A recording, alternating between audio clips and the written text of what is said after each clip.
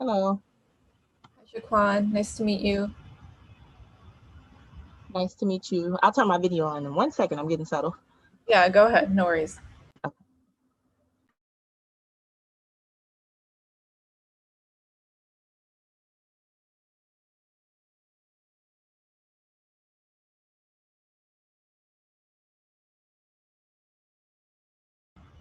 Oh, I didn't notice your that the design behind you was flowers, Maggie. That's pretty. Haven't gotten very creative with my background.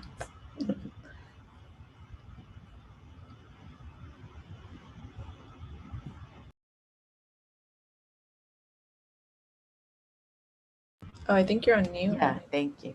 So I was showing off the rest of the, but yeah, I like color, but at the same time, I need to keep it professional and all that jazz. Yeah, I don't have that much stuff that I've added here. It also sometimes I like this, but then it looks too. Oh, I love that. It looks like ice, but I think it's too. I don't know. It's too light. It makes you stand out, that's for sure. Yeah. Huh. I like just being like part of the scenery. um, Shaquan, if you can, I didn't introduce myself, but I know I've emailed you, and we were introduced over email, but I know we got connected to you via Brenda. So my name is Araceli, and we have my colleague Maggie here as well, from the Center for Health Equity Transformation. And it's really nice to meet you, and thank you for joining us today. Of course, thank you. I appreciate the invite. It's nice to meet you all. Um, so is it just going to be us three, or? No, we're waiting for some of the speakers to join in. Oh, okay. Oh, Yeah. oh my gosh. Yeah, well, we're waiting for some of the speakers to join in. So we have 3 other panelists, and our moderator will be our center faculty director, Hmm. Melissa Simon. So I'll do a quick welcome and introduction, and Hmm. then she'll take it away. Um, and yeah, you have some great fellow panelists, so should be a great conversation. Okay. Okay. Awesome. So I have my little one here with me as well. I hope that's okay. Ah, Yep, no worries. And your audio sounds good, so that's a good audio check. okay.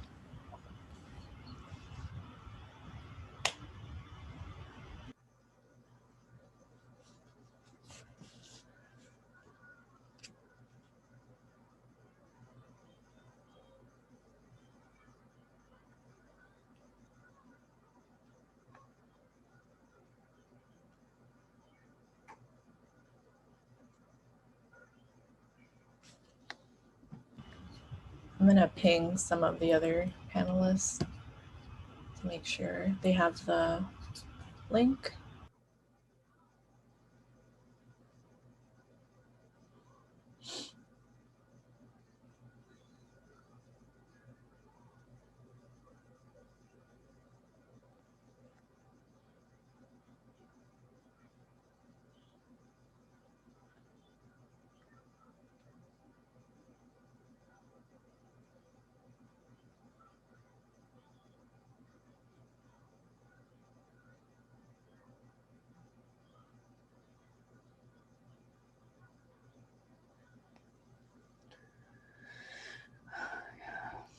Jessica, nice to meet you. Hi, it's nice to meet you as well.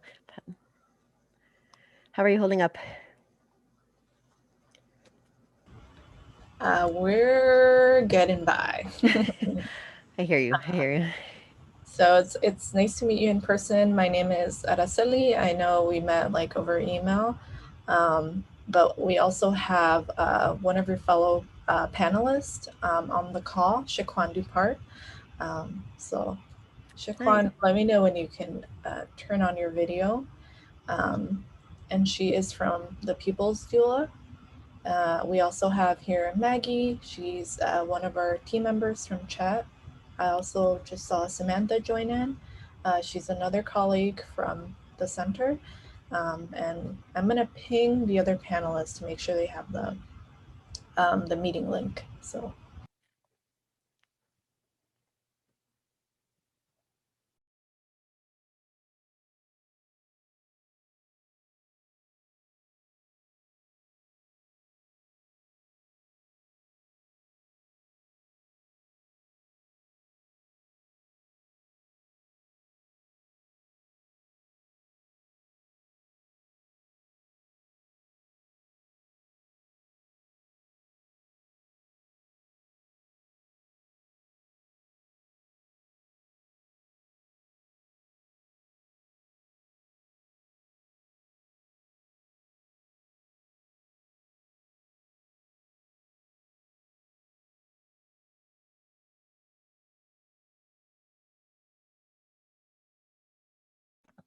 Okay, I'm settled now.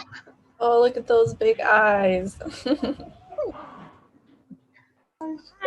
I love babies. Oh, there's another baby.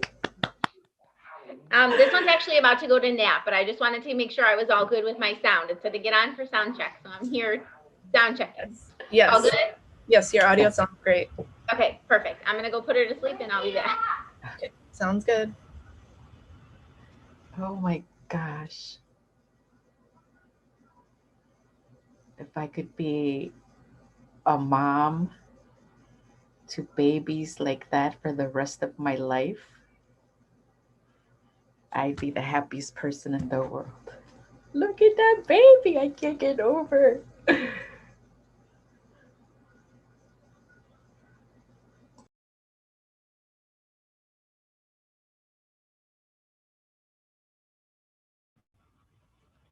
Also, Maggie's helping me admit attendance, so let's just wait to admit the event attendees until the start time.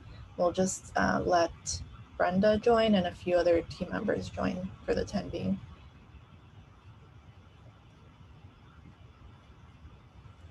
But I love newborns. I can't get over it's how so cute.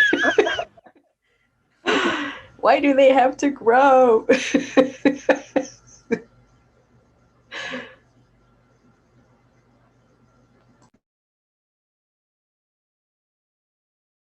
We just needed Sia to make an appearance as well, and we would have had all the new babies.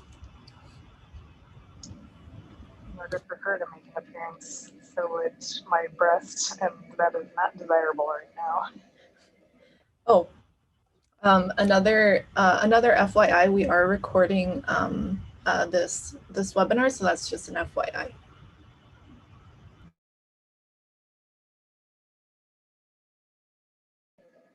Leave that last part out when posting after.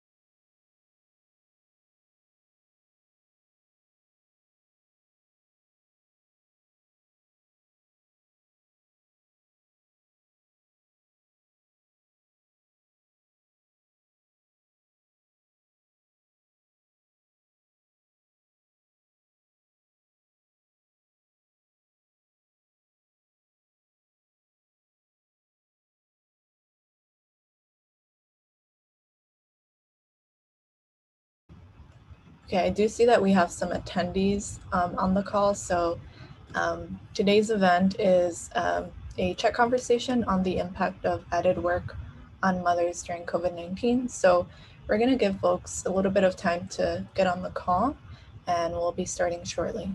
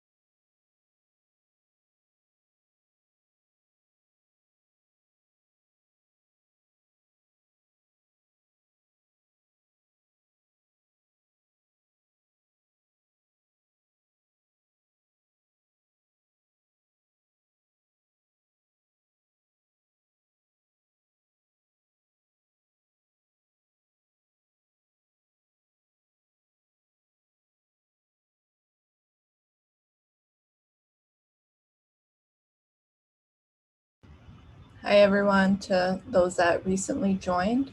We're going to give folks a little bit more time to join the call. But with that being said, please feel free to share your video. We want to see your faces, especially we'll have a Q&A portion at the end. So feel free to share your video. We just ask that you remain muted while you're not asking a question or participating, but we do want to see everyone's lovely faces. So please go ahead. It makes having these conversations a lot more personal and a lot better than just seeing a black box.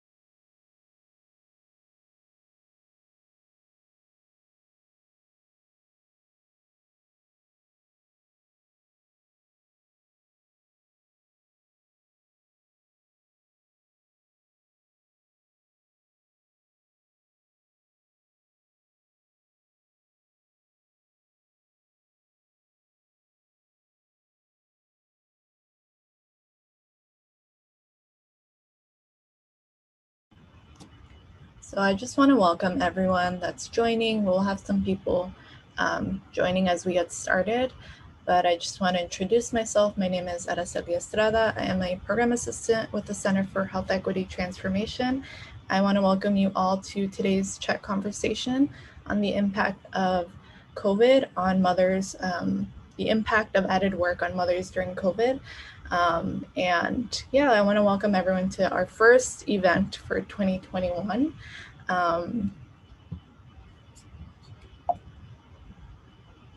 And we have a few housekeeping items as we get started. Like I said earlier, feel free to keep your video on, but ensure that your audio is muted while you are not participating.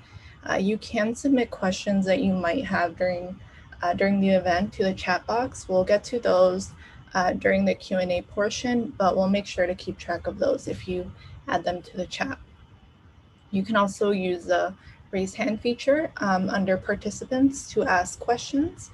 And just an FYI that this webinar is being recorded.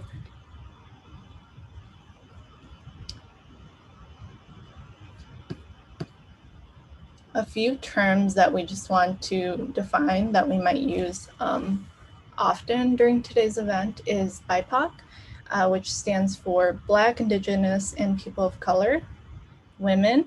So this is an alternative spelling to woman or women as a way to reclaim the identity of womanhood as inclusive and intersectional and not defined in relation to men. So women gives space to trans and non-binary folks who may not identify as women, but are still connected to femininity related to the binary.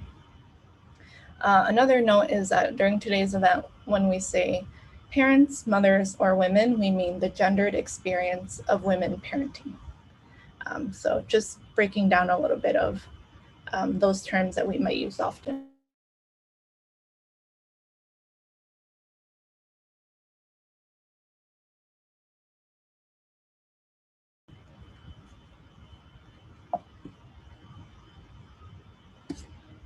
Again, today's CHET conversation is focusing on the impact of work on mothers during COVID-19.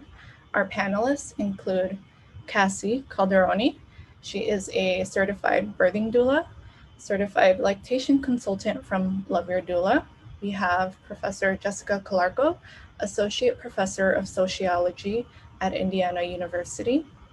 Shaquan Dupart, doula, certified lactation consultant, student midwife from the People's Doula. And Brenda Reyes, program specialist lead, Pure Lactation Services from Health Connect One. And today's moderator is our faculty, our founder director for the center, Dr. Melissa Simon. So I believe Dr. Simon is on, so with that, I'll let her take it away. Hi, everyone. Thanks for joining us today. It's great to see everybody. And thanks for joining us on such an important topic, the impact of added work on mothers during this pandemic. I am so thrilled to have our panelists here. It's a real brain trust, and we're just going to get a wonderful set of perspectives from, that really hopefully will help shed some light on this and help us each move forward. So I'd like to open with asking each of you how this pandemic has really impacted you individually and your family, and your work. And I know that's a long question, but if you could each take a couple minutes to kind of talk about that. I mean, I know how my own individual family, I have 4 children, and work has been impacted, but I really like to hear from across all of your perspectives. So who would like to go first?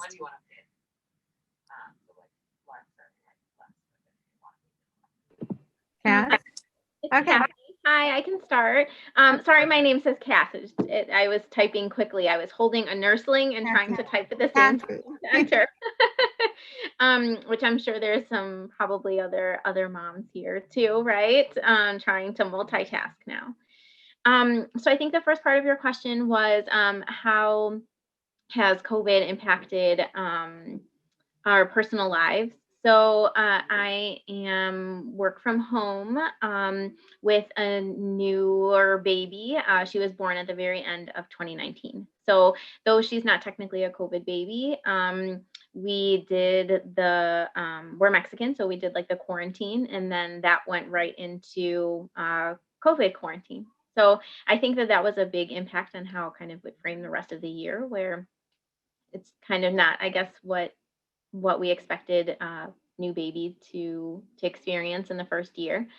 And then we also have a kindergartner who started off at a CPS school and then transitioned to homeschooling when the virtual classroom wasn't working as well for him. And then I have a wife who is a pediatric nurse. So it kind of never really slowed down for all of us, if that makes sense. So that's kind of how our quarantine COVID life has been. Thank you. Jessica? I'll go next. Oh, sure. Fun. Okay. Okay. So I found out I was pregnant in January of last year. And so I was pregnant. All of my pregnancy was during the quarantine. And so it was a really interesting time. So I only have one other child. I have an 8-year-old. And of course, with him, I was a single parent then. So I didn't have that experience of like, having the partner, being able to go to appointments with you and all of that. And it actually turned out to be the same thing this time. I wasn't able to have that support there when I went to the appointments. I think he went to my very first prenatal session with me, and he went to one ultrasound appointment with me. And then outside of that, he just wasn't able to go because of the restrictions that they had around COVID. And it was a semi-stressful pregnancy, just because I didn't have my first ultrasound until 24 weeks. And at that ultrasound, baby was measuring smaller than what they expected her to be. And so I went from having no ultrasounds, to having ultrasounds every 2 weeks, to having ultrasounds every week, from 24 weeks all the way up until 40. I went to 41.6. So all the way to 41.6. And so that alone was a stressful experience. And then to have to go to each appointment alone and listen to all that they had to say by myself was very overwhelming. And like I could come home and I could relay that information to my partner, but it wasn't the same as having that support person able to be present with you to kind of like shoulder that burden with you. And so that was very interesting. I ended up having a home birth. I went back and forth about that for a while, just given the feedback about the IUGR. But I ended up having a home birth, which was a really pleasant experience. But outside of that, COVID has affected us. So I have, with my 8-year-old, like I said, of course, he's in remote learning. And so I don't have the ability to be able to homeschool him, even though I would like to, just because I have a new little baby here, right? And then I also, I am back taking clients because I still have to sustain myself and my family, during these times. So I'm still taking clients. So I don't have the ability to be able to homeschool him, even though I would like to. And a lot of people may have the impression. So my partner is he's a teacher with CPS. And so many people may think like, okay, she's good. She has help, right? But no, I don't, not really. Like I have a little bit, but not really, because he's here, but he's not here because he has to be in the other room doing work. So it's kind of like, as you can see, like I have a baby with me. So it's just been really interesting just navigating this whole entire ordeal and just making the best out of it.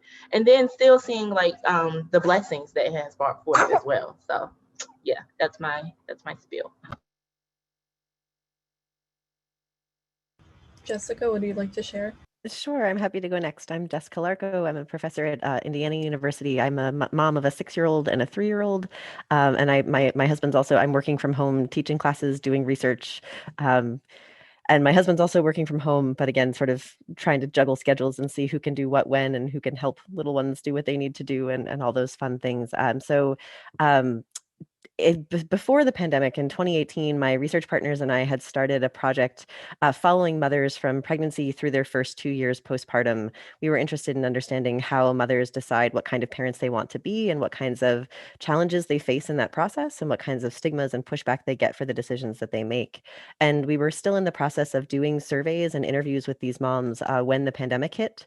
And it became very apparent very quickly how much of a toll the pandemic was taking on mothers. These are all mothers in Indiana that we've been studying during the pandemic. And so we sort of pivoted in that moment and kept doing interviews, kept doing surveys, kind of adding some more data to better understand the kinds of challenges, the kinds of intersectional challenges in many cases that women and mothers were facing during the pandemic.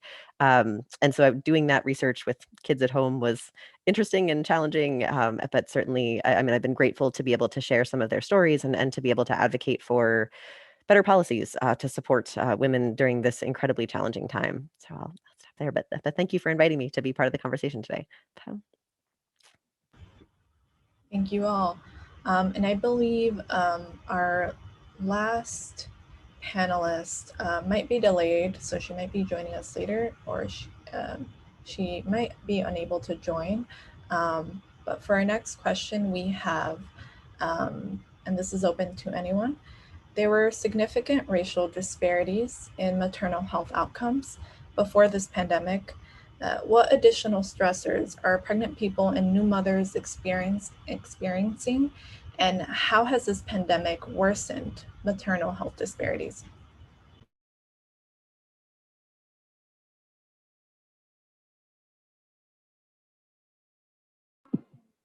I can start just with one kind of specific instance that kind of jumped out when you were asking the first part of the question. I feel like I lied, I have two answers. So I feel like in one of the specific instances that I'm thinking about was I had a client who was having a problem physically getting to her appointments, right? So you know, with high risk pregnancies, they do still want you to go to clinic. But it's also when, you know, everyone was in kind of a lockdown mode, there was the physical, she didn't have the capability to physically get to her appointments. So I know that that was an access to, you know, Ubers and Lyft and CTA, I think was her kind of mode of transportation, right? But with not knowing who's going to be on the CTA or who was going to be with you in a time when we're supposed to be, you know, protecting moms and the healthcare of high risk. And then the second one that I've noticed a lot of disparities in is lactation support. And being able to physically go to receive lactation support in person is extremely difficult. I feel like even right now, and we're almost a year into this. So kind of reaching out to get that lactation support over video is not as helpful as having it in person. So even when I personally needed lactation support and we were, you know, 3 months old, right? How was I going to access this over video? And then how would I find somebody who took my insurance, right? And then physically pay for rights, because not all of insurances will pay for your lactation support. So it's kind of all of these barriers to be able to accessing the proper support that people need.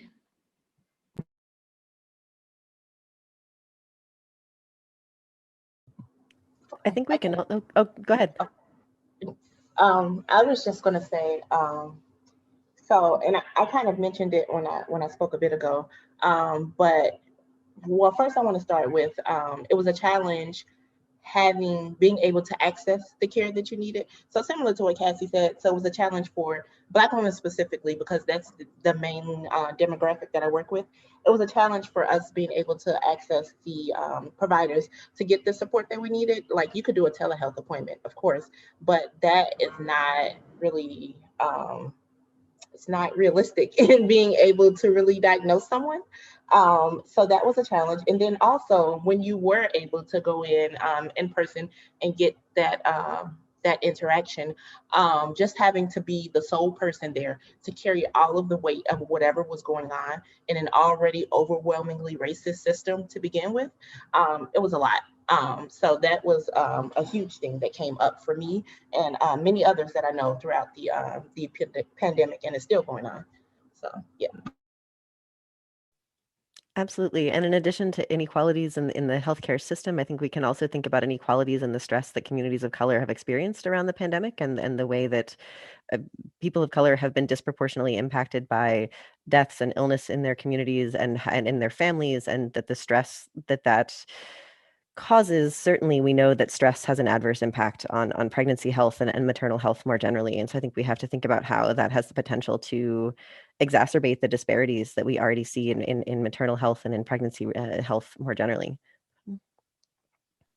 So were there specific things that like Shaquan or Cassie that you did to help other women of color through this? Were there specific things besides, you know, because we had, you know, visitor restrictions and things like that, but and telemedicine options, and they weren't perfect and they still aren't, but our visitor restrictions have changed depending on, you know, what clinic and hospital, and it's not the same across the country.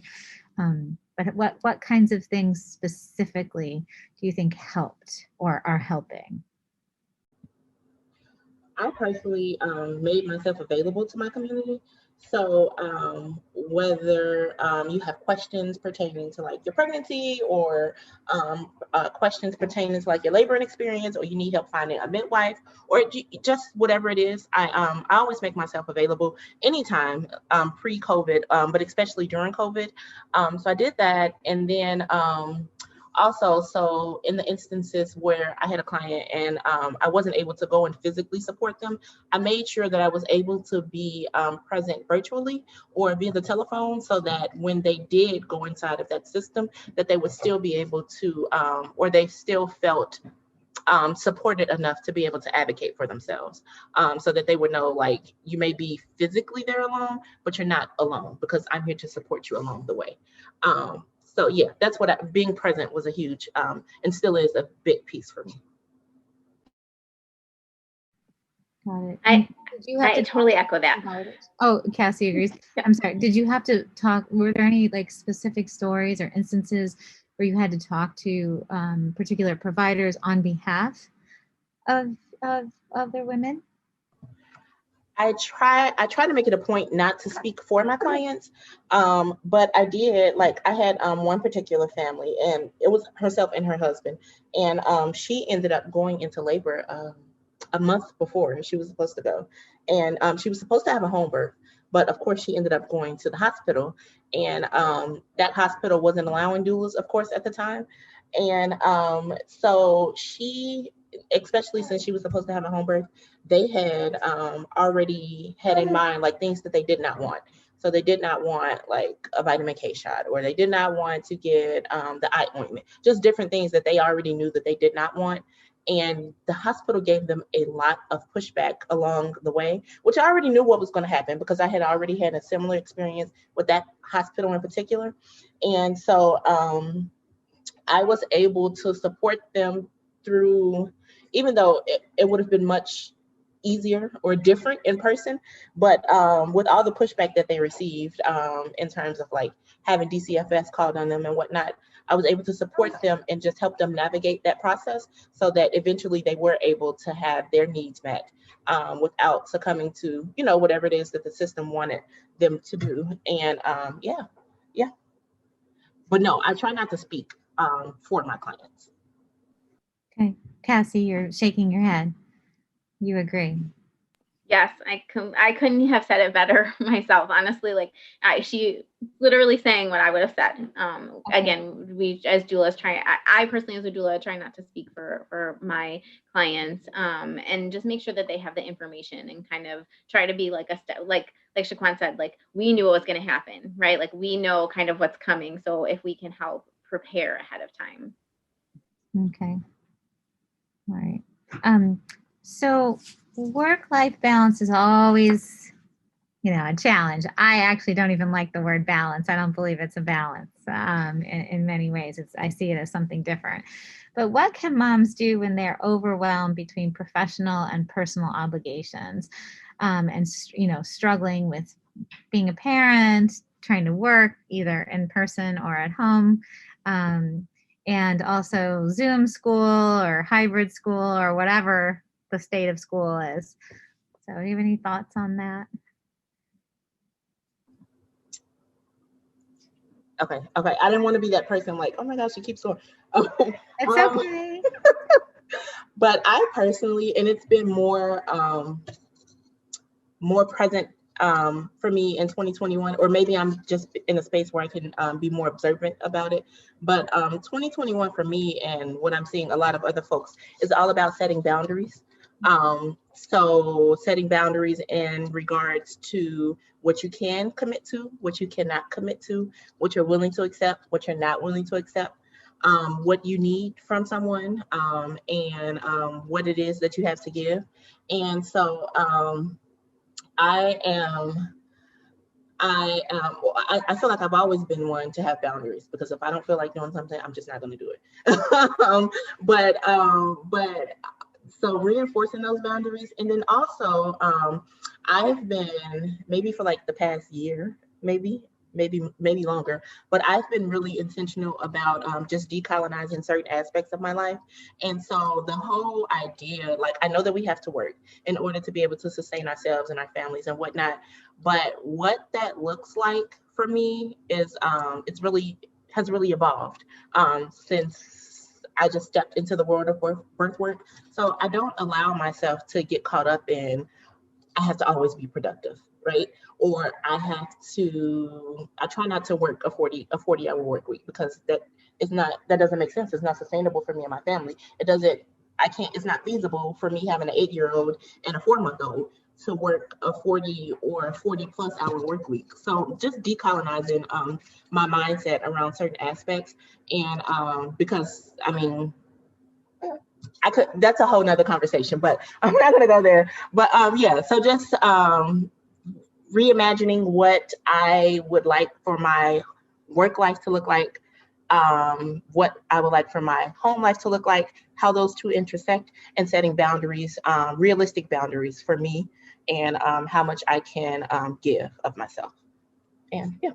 Yeah, to build on what Shaquan was saying, I mean, I think so much of the guilt that mothers experience stem from the fact that we are held to unrealistic expectations that come from the fact that we live in a racist, capitalistic, patriarchal system that is not designed for the interests of women, or especially women of color. And I think that has actively exploited women's labor, and especially the labor of women of color, in terms of unpaid labor and underpaid labor, particularly in care-related roles. And so the labor that we do as mothers, as caregivers, as care workers, is so deeply undervalued. And the guilt that we're told to feel is stemming from the fact that if we're guilted into feeling like we should do more, then we don't have to be paid for that labor. And I think reframing where is that guilt coming from, and acknowledging that these are structural problems that have been created to maintain a deeply unequal system. And so kind of channeling that energy that's so easy to put into guilt and saying, can we turn this into maybe collective rage instead?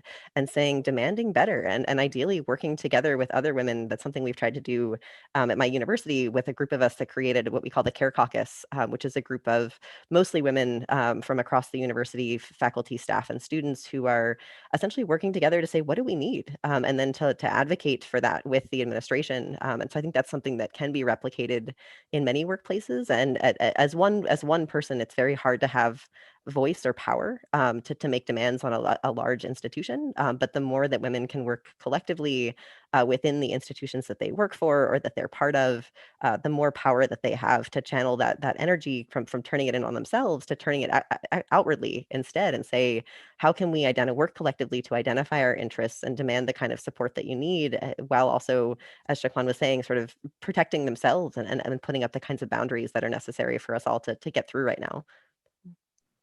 I love that. Care Caucus. I couldn't agree more about needing to band together better, both within an institution, within a profession, but then also across. And I think the plight of mothers is consistent across racial ethnic groups in some ways, but then obviously exaggerated for us women of color. And I think that's a really important point. And banding together is a lot more potent response. Even at work, a lot of us end up in caregiving roles, or, even unintentionally, like who cleans up, as an example. It's interesting how that happens, but I love that example. Cassie, or yeah. Honestly, I'm still trying to figure this out.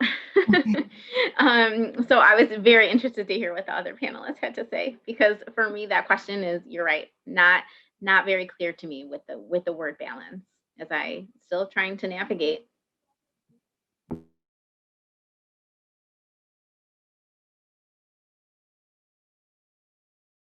Okay. All right. So how about the guilt? How do you manage mom guilt?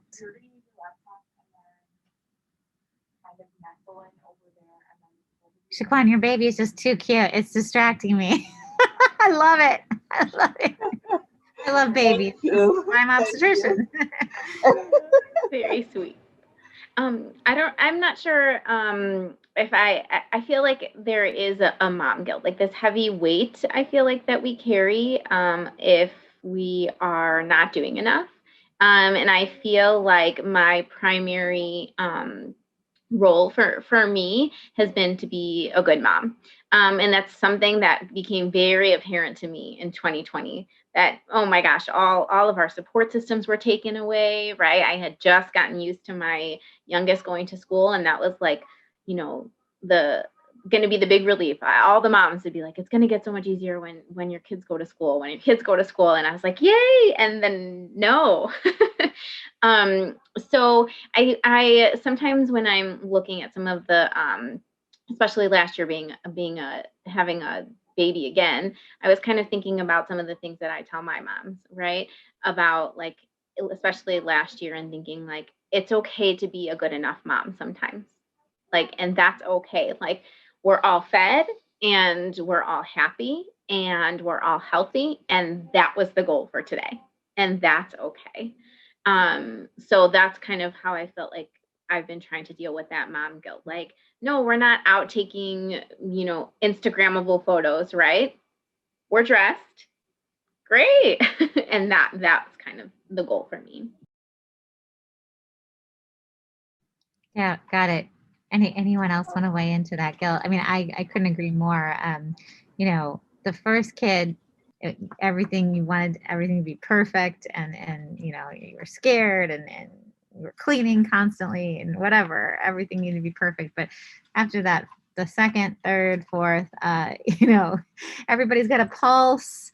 We've got food. I don't care if it's the same food we've eaten 5 days in a row. It's still food. If you only want a turkey sandwich for lunch at school, so be it. I don't need to change your lunch every day. If that's what it is, if you're going to eat it. Those are the types of things we have to move forward with and be fine with. And so for some of us, the list of we just have to be fine with will be different than others, like cleaning the house, the level of clean. Well, it doesn't have to be perfectly clean, things like that. I think that's a really important point. I also like to have a goal for the day. This is my one goal for work today. This is my one goal for, being a person today.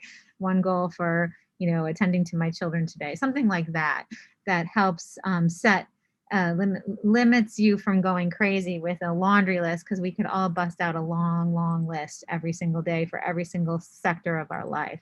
So really trying to manage that is hard to do, but it does help. Yeah, one thing I'd add to what Cassie was saying, essentially, not just changing your standards and kind of saying there's a good enough model of parenting, but also not feeling guilty about taking care of yourself as well, in the sense that so many of the moms that we've interviewed and surveyed with our research during the pandemic are reporting tremendously high levels of stress and anxiety and feelings of failure. And I think one of the things that the moms that seem to be doing somewhat better are taking time for themselves, whether that's when they get upset, when they're frustrated with their kids or with their partner, taking a minute, like feeling okay with, okay, I'm going to go lock myself in the bathroom for 10 minutes and just be quiet. Or whether that's, I'm going to carve out 30 minutes a day where I go for a walk or go for a run, and that's my time. And if the kids just have to sit and watch TV, that's totally fine. But making sure that they are not feeling guilty about taking care of their own needs before they're trying to take care of everyone else's.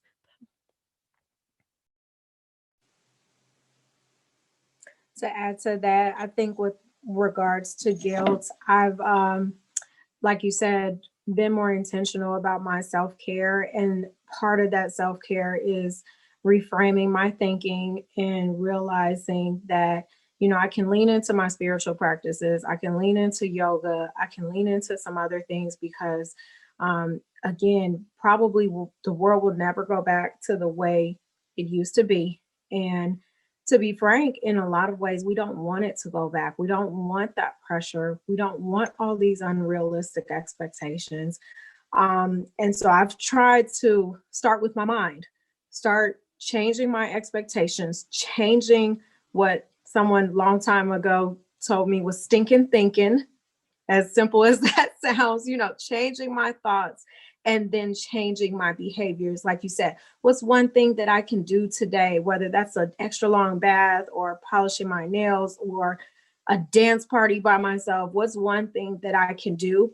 So that's leaning into my spiritual practices has been key for me. And then secondly, I have been asking for help.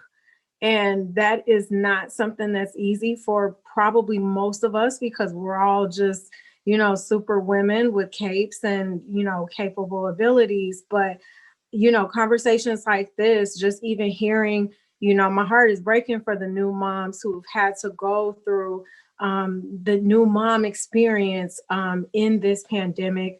But just asking for help or attending conversations where I know I'll be validated in the fact that I'm not alone. I'm not the only one who is a single mom. I'm not the only one whose post-divorce conflict has flared up even more in this pandemic. I'm not the only one. And that makes me feel, again, that contributes to those healthy thought patterns. And again, hopefully the healthy behaviors that I'll have. And just, again, like I said, letting certain things just go because it's just not reasonable anymore. It's just not.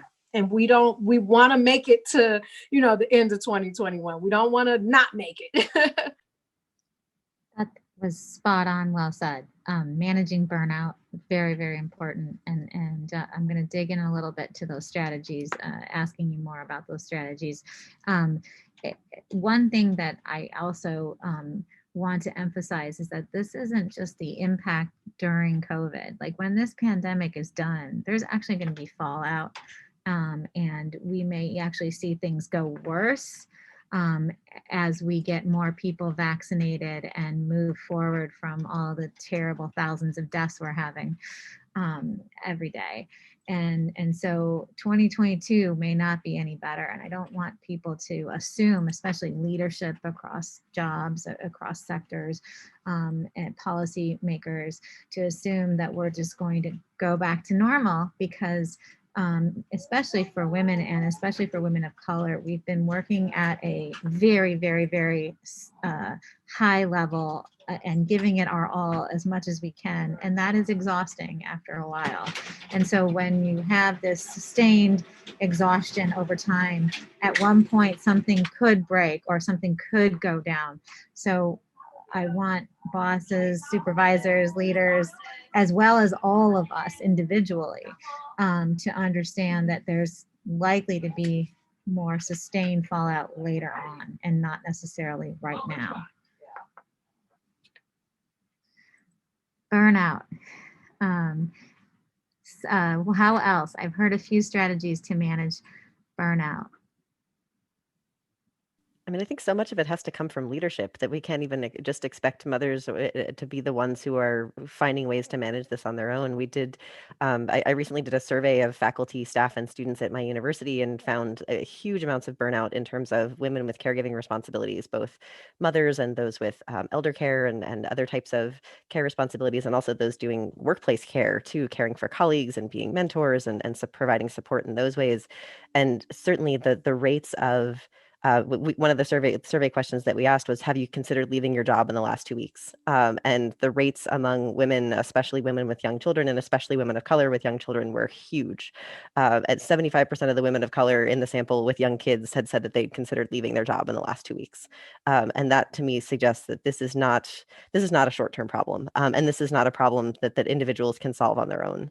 And that we really need, money for first and foremost from institutions committed to providing the kinds of support that caregivers need during the pandemic and after to be able to maintain. And so many of we asked open-ended questions on the surveys too, and so many of the workers said, look, we want to stay in our jobs. We don't want to leave. This is not the ideal, but something has to give, and this just isn't possible to sustain in the long term. I can't do it on my own. And so really, to me, that suggests that it can't come from the individual, that it really has to come from the institution to provide the support that caregivers need, especially now and certainly continuing into the future as well. I like that. Makes sense. Absolutely. What could each of you, do you see, do you have a suggestion that your specific leaders could do to help you and people like you?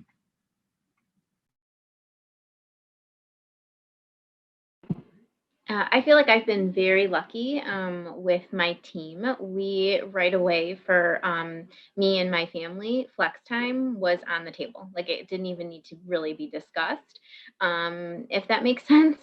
So that it was okay for what my team needed, that I was working from 8 p.m. to midnight. Like, no, that's not ideal. And now I've definitely moved away from that. But in the beginning, when I was trying to figure out how to work from home and parent, I think that the flex the flex time was, I mean, that's just had to be a thing. So I feel like if, it wasn't until like some like in the fall, I think that some people had started talking about flex time for parents and caregivers, that's just something that's absolutely needed, because somebody has to eat, and right, and somebody has to take a nap, and sometimes you're the person providing the milk. So just kind of thinking about that there are things in our day that now we have to incorporate. Like now I feel like we don't even blink twice, right, when babies are on Zoom calls, because we work from home. So I guess to kind of tag on to what Cassie has already said, so normalizing, like, I feel like in settings like this, we don't blink twice when babies are on Zoom calls, but normalizing that across the board, because that's not the case in every environment. So normalizing, like, children being present. Like, I realize that you have children. I realize that yes, you work here, but you're still a parent first and foremost. So just normalizing children being present, and the fact that parents have to be present for those children, in spite of the work that has to be done. And then also, I would think that in the pandemic, like, certain things would be loosened up in regards to, like, assisting or helping families of like lower income, but that isn't the case. And one specific scenario that I came across is, okay, so like I'm in school, I work privately for my clients, and I was going to reach out to the Illinois Action for Children and see if I can get childcare for the time that I was in school. And what I realized is that instead of like the requirements being a little more lenient due to the time, that it's actually stricter. So now whoever the provider is, they have to attend some kind of like developmental classes and like safety precautions, and they have to be CPR certified, which I get it. But if I would like for a family member who I know is being safe, who I know isn't going anywhere, and who there are not 4, 5, 10 other children in that, I'm sorry, in that setting. And I feel like it would be safer for my children to go there versus going to a daycare center. That is no longer an option because they have placed all of these extra requirements on top of what was already in place. So now I'm kind of back at square one in regards to finding care for my children during the times that I'm in school, or like if I have a client or whatnot. So yeah, just making accessing those resources a bit more feasible for people. Yeah, to build on Shaquan's point, one of the things that we found in our research is that some of the moms that are doing the best during the pandemic are those who have extended family members who can provide support with childcare. But that, again, especially if those are women themselves, if they're grandmothers or aunts or sisters providing childcare, we're just perpetuating a system of unpaid labor. And so, really, if institutions can ensure that that employees have access to money that they can use to pay caregivers that are not necessarily through a particular institution, but even if that's a neighbor or if that's a friend or if that's a family member, that, like Shakan was saying, kind of loosening those restrictions can make sure that families have access to people that they trust during the times when they need it, because that really does seem to be particularly critical, because especially for those who have to work outside the home and for those who just need care because their work isn't compatible with having a child present or providing that care at the same time. Absolutely. Absolutely agreed. 150%. Leadership needs empathy. Caregiving is a huge one. caregiving support tied to that, though, for burnout is respite care. What's really interesting is that we talk about respite care with respect to caregivers for people with cancer, end-stage cancer, more really devastating diseases. We don't talk about respite care for moms or parents, period. And I think that's a really important conversation that's not being had or provided. So I think there's going to need to be a lot more enlightenment needed from leaders in this day and age, more flexibility, being okay with the beautiful babies and children that I see in front of me on the Zoom. I love it. And normalizing it. So I think there's power in numbers, like I said earlier, that Jessica referred to as well in her research and the caucus that she's created at her university. But there's power in numbers, and there's a lot of us. Now, there is a startling statistic that many of us know that was mentioned in the chat, that 160,000 jobs lost in late 2020 were all from women. That's ridiculous and did not get the press and attention it deserved compared to what some of the other press topics there are. And I understand why they're getting a lot of attention, but at the same time, this one needs to be bubbled back up, this statistic.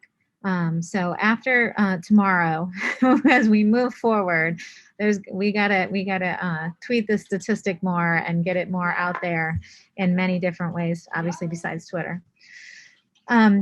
Okay, so I really want to do some silver linings, and then I want to get to the discussion. To open it up so that we have time.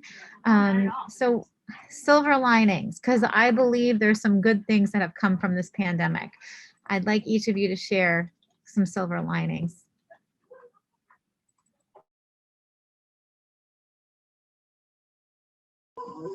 I'll go, and someone's going. Besides that beautiful baby.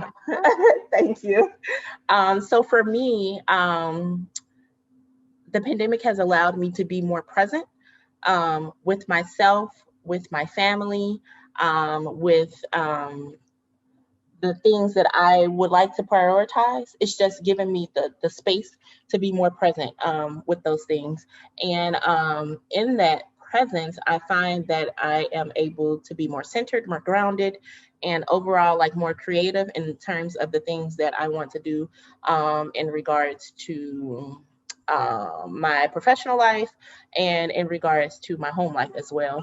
And also it has dramatically leveled my communication skills up, because when you're with your family, from my 8-year-old, he has been teaching me quite a bit during this pandemic, and even with my partner. So I've just really, it's really grown my communication skills from March up until now.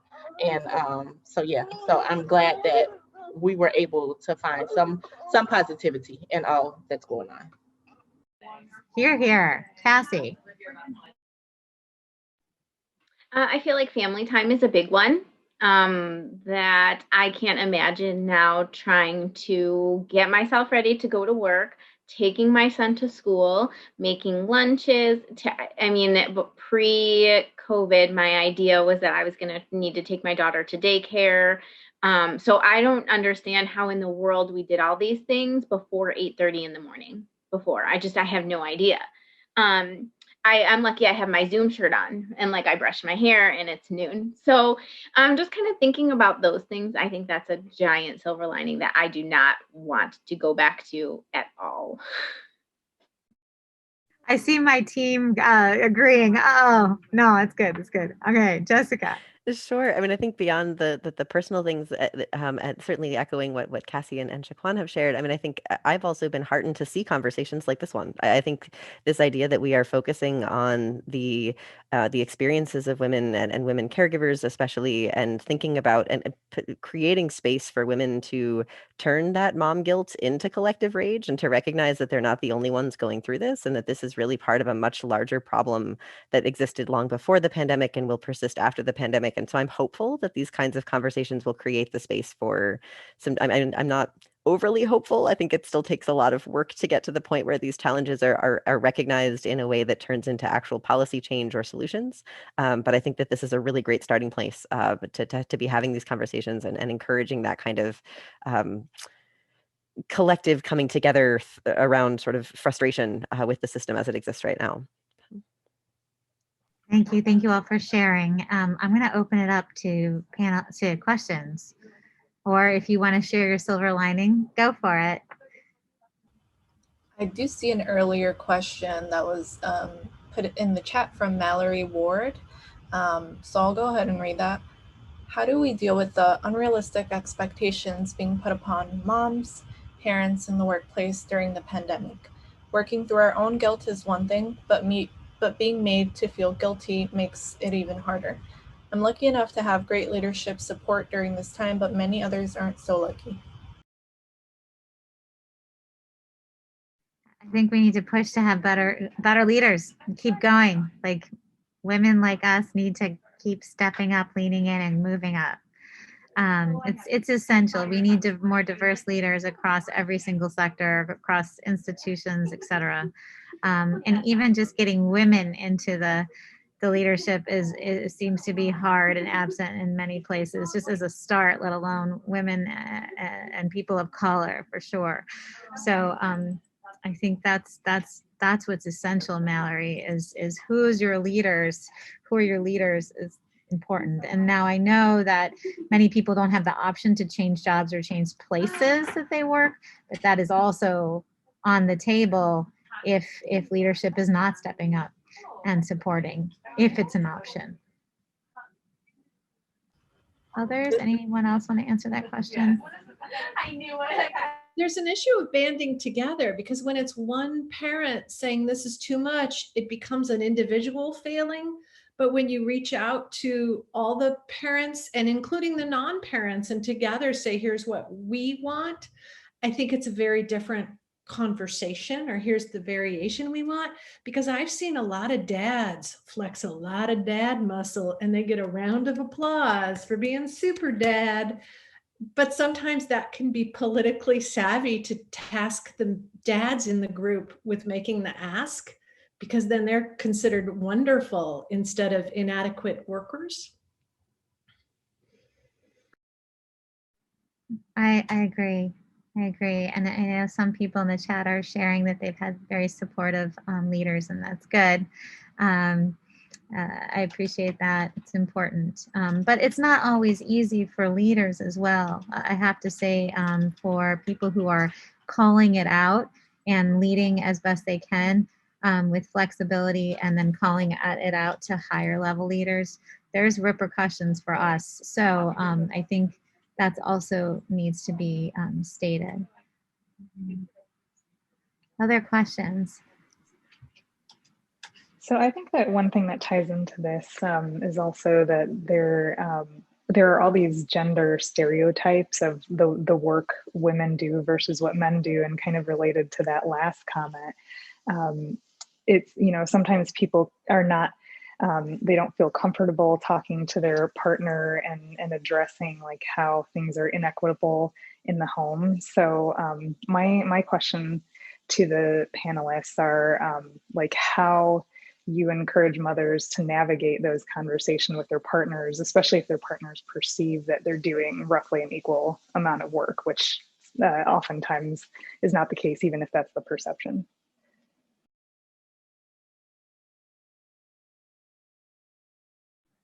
Who wants to tackle that question? My wife will probably now listen to this. I'm just kidding.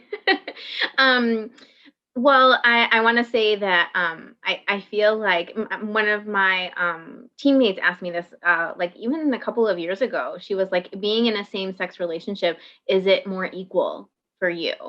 Since, you're two mothers. And, it's right now it feels kind of like an unfair question because she's a nurse. and I do work from home. So I feel like I do carry more of the kind of mental load that everybody talks about, right? Like who's going to go to the grocery store? We're out of, X, Y, and Z.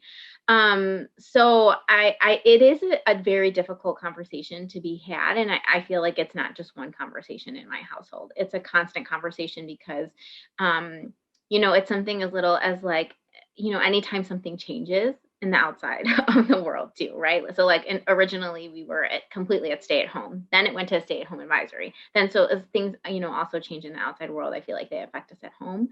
And then I know this sounds silly, but the one thing that we've been able to really do and be able to conquer is having like a family meeting on every Sunday, just to say like these are the things that I need done this week, and then to see what she can take on, and then really not micromanaging it, just saying like this is yours to take care of, and I would it needs to be due by this date, right? Friday, make it happen. So I know that that's a tough one, and it's an ongoing conversation in my house. So if somebody has an answer to this super, super, I guess, loaded and difficult question, I would like to hear it too.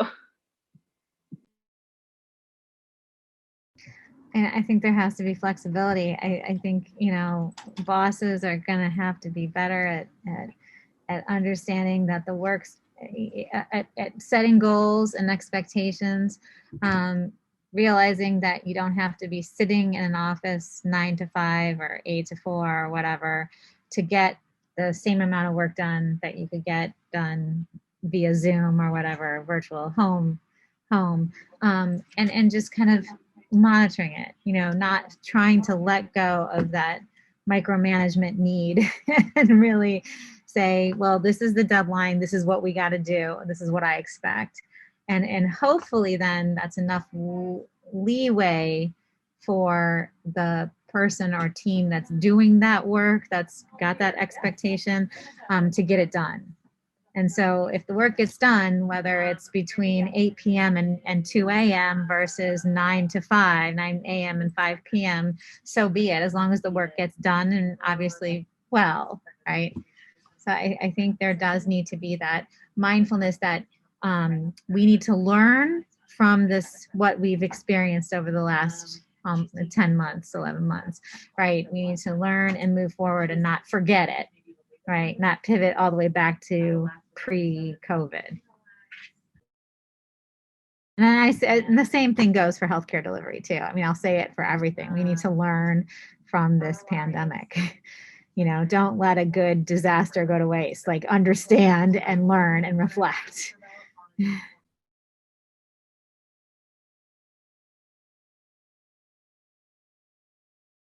Any other questions from the audience? Because I'm mindful that we have like 3 minutes or so left.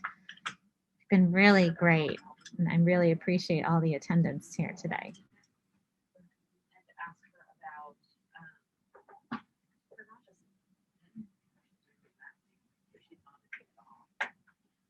Any last final thoughts from our panelists? I just want to say thank you all for inviting me to be a part of this space. I really appreciated hearing everyone else's opinions. Hey, Cassie, I haven't seen you in a while. And I really enjoyed you, Melissa, and Jessica as well. I enjoyed everyone, but especially those two, hearing you all speak and just your thoughts on different things. So yeah, thank you for allowing me to be a part of this space. Yes, thank you for the space to allow moms to, be ourselves. Yeah, thank you for this conversation and creating the space for others to participate as well. I think this is such an important time to be having these conversations as we think about moving forward beyond where we are right now. So thank you. Yeah, I really appreciate it. And one thing that I will hope people take away from is that these are common experiences, whether we have dark skin or light skin. Some of us do experience these more and in a more egregious way and more consistently. But even across spaces, across sectors, careers, whether you're faculty, whether you're staff, whether you're a doula, whether you're an OB, whether you're whatever, you're experiencing this. And it's real. And so remember, there's collective power amongst all of us. And if you're feeling it, you know at least one other person in this country, if not the world, is feeling it. And so, and it's likely more than one. So I think that's an important point, to amplify the voices and come together. And in my language, adelante, right? We move forward, we march, and get it done. Here's to 2021, y'all. Thank you all. Appreciate it. I hope you have a great day. Thank you. Thank You you. as well. Thank you. I'm sorry.